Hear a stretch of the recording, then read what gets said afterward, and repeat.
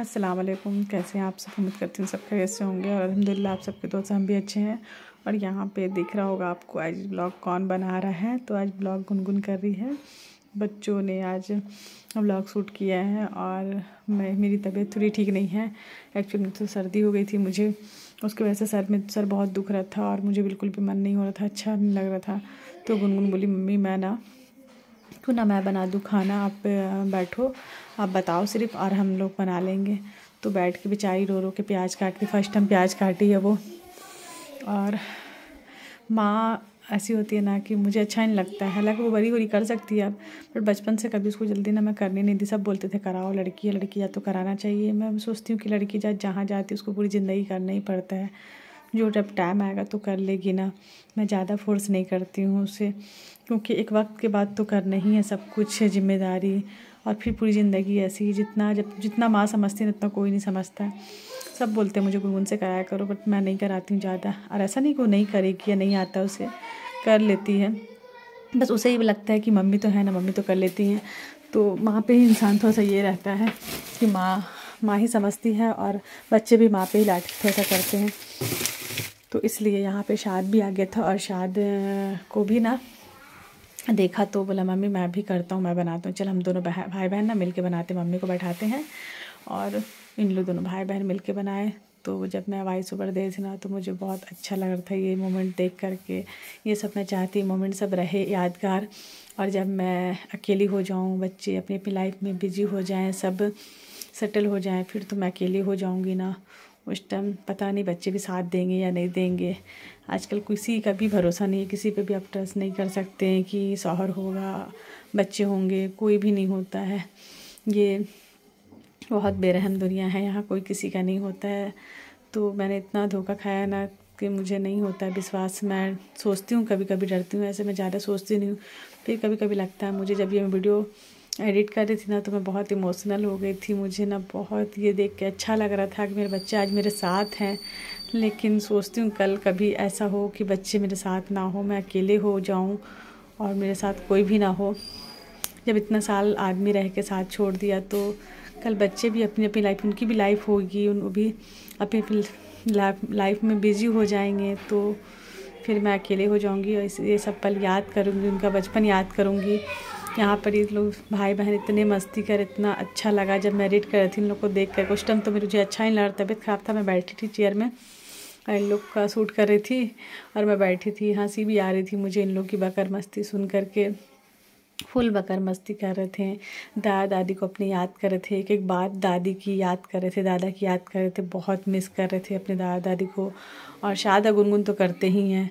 अमन जो है तो छोटे हैं तो ना नहीं जानते थे उन लोग, लेकिन शाद गुनगुन जो है ना अपने दादा दादी का लाड प्यार बहुत देखे हैं, बहुत किए हैं। जान छिड़कते थे दादा दादी शाद और गुनगुन पे, लाडले थे, इतना ले लेके घूमते थे उन लोग को ना कि मुझे तो लगता ही नहीं था मेरे बच्चे, ऐसा लगता था उन्हीं के बच्चे हैं। और कहीं जब जाते थे ना तो ऐसा उन सब बोलते भी थे। मेरी शादी इतने कम उम्र में हुई है ना, जब शादी हुआ था छोटा था, जब स्कूल एडमिशन के लिए पापा मम्मी गए थे, मैं नहीं गई थी। तो उन लोग सोचते थे ना कि उन्हीं के बच्चे हैं। और जब बताते थे ना मेरे, जब मैं दादा दादी हूँ और मेरा पोता है, तो उन लोग भी यकीन नहीं करते थे कि पोता है। देख के लोग दंग रह जाते थे, तो मम्मी कैसी होंगी इनको।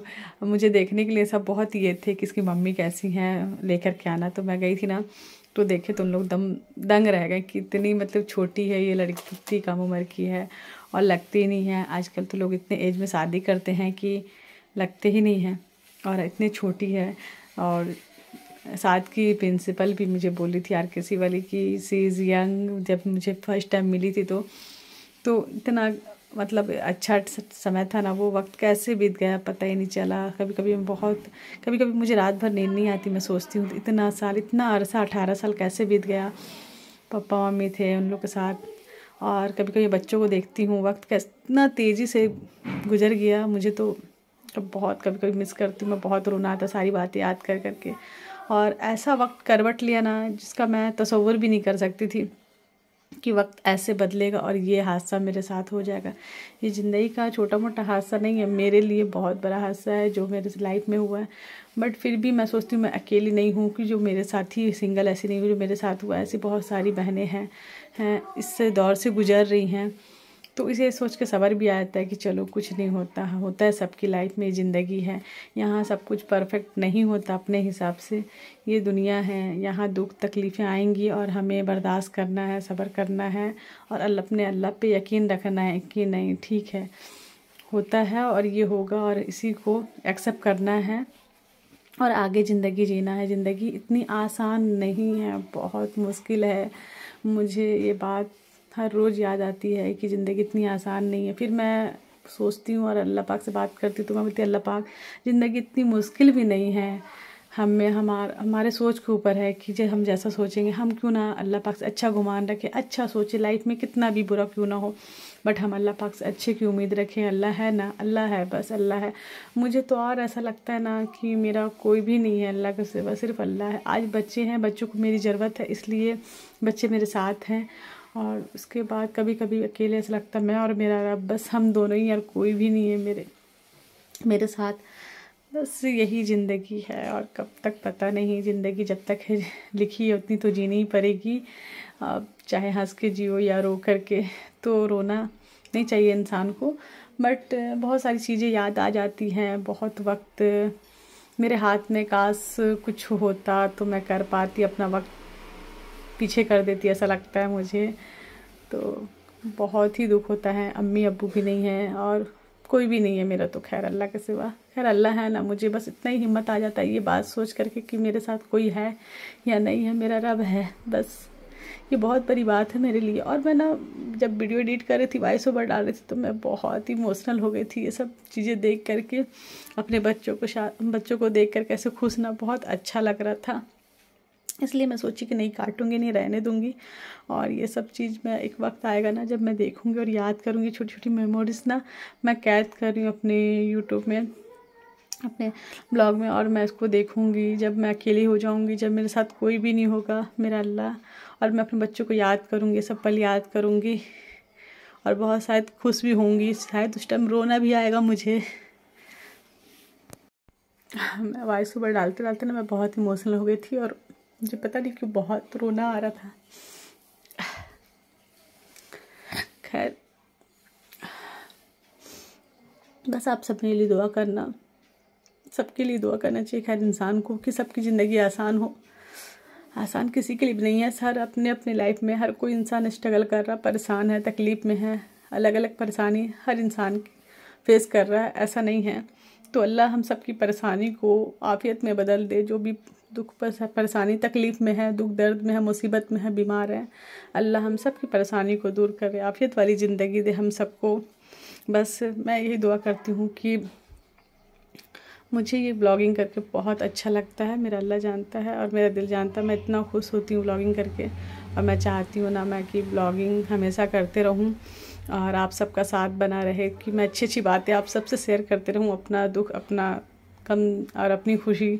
तो मुझे बहुत अच्छा लगता है। ऐसा लगता है कि आप सब मेरे अपने हो, तो मुझे बहुत अच्छा लगता है कि नहीं कोई तो है, मेरा अल्लाह है।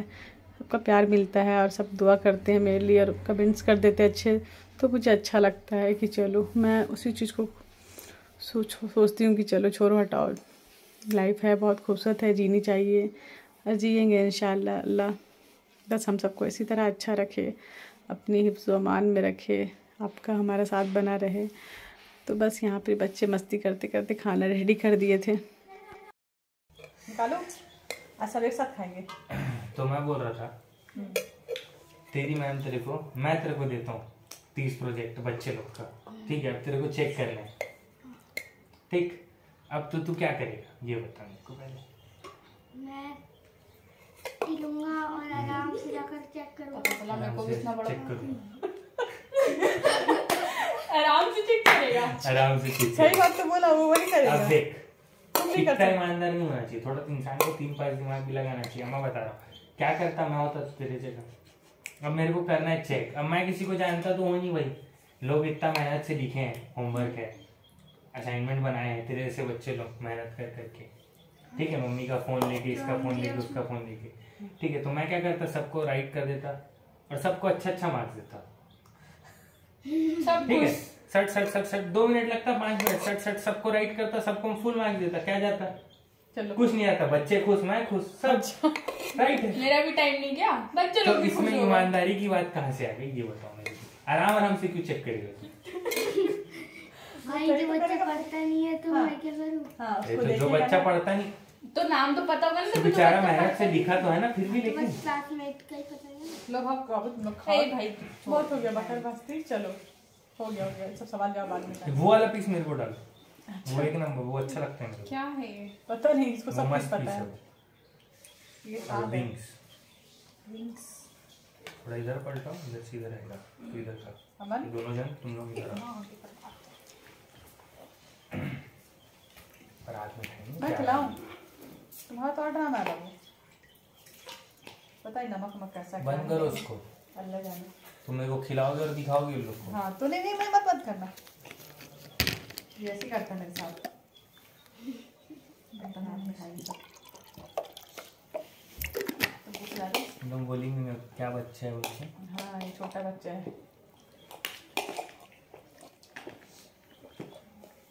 पहले पानी पी ले रहा है इतना सारा। भाई 4 गिलास है, 4 शादी होगी ताकि दे उसको। 4 साल एक साथ पी लिया है। बेहतर। सही तो बोल रहे हो। पूरे मेरे घर में तुम लोग 4 गिलास ऐसा एक